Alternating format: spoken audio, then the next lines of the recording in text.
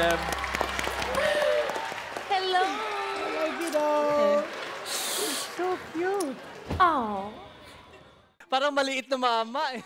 Tol, ilang taong ka na, Brad? 11 years old po. Anong pangalan mo? Nevin po. I'm Nevin Adam Garciniego. I'm 11 years old and I'm from Quezon City. I like playing badminton po and soccer. Pagdating naman po sa badminton, I also like to compete sa school. Ngayong summer vacation po, nag-dance classes po ako. Meron po akong 4 na kapatid at ang pinakamatanda po ay 32 years old.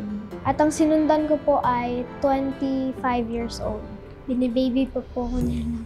Palagi po sila naglalambing sa akin. Palagi po nila akong gustong i-hug. Tapos kinukurot din po nila ako minsan. Kasi ang cute-cute ko daw po. Nakasali po ako ng contest noon sa school po.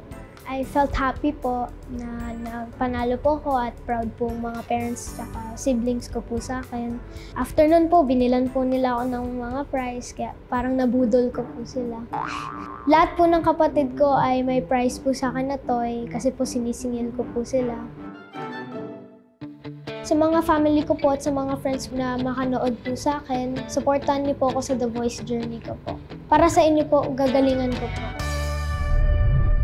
Alam mo, Nevin, sobrang cute mo and sobrang gwapo mo. Galing, no? Si Nevin, 11 siya. Hoy.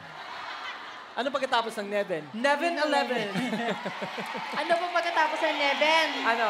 8. 8. 8. Wow. Hi, Nevin.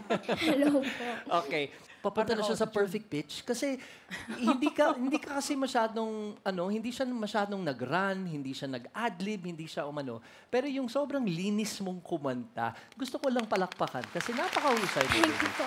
Very, very good. Gusto ko yung rendition mo ng song ni GV, Tito Gary. Para siyang angel na bumaba sa langit. Parang siya yung perfect example nun eh.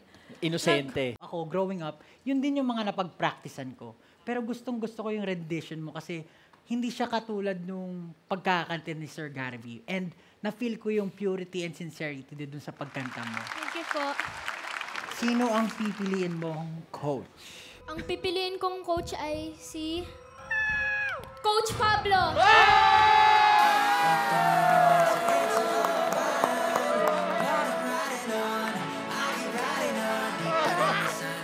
Hello, Nevin! Nevin, gusto ko lang sabihin na sobrang galing mo. Itong bag na to, may mask siya. It symbolizes confidence and courage.